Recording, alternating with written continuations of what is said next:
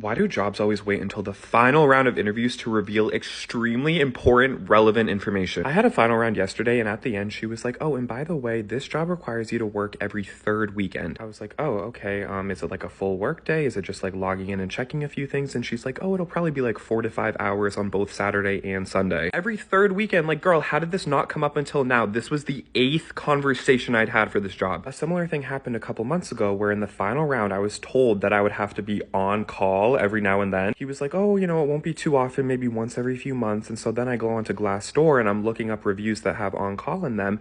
And everyone is like, beware, in the interviews, they're going to tell you that it's not often that you're on call. And then it's going to be like every other week. Like there were at least a solid 10 reviews that said that. It's just like, those are very relevant deciding factors. When you're interviewing for a job that's supposed to be Monday through Friday, 9 to 5, it's good to know if you're going to be working every third fucking weekend. So then for them to just like slip it in kind of near the end, it's like, what do you expect? The candidate's going to find out eventually if they get the job, and then what? Do you just hope to trick them into working on the weekends by forcing them to accept before telling them? And there was no mention of it either time in the job description. Like, it just seems so sneaky.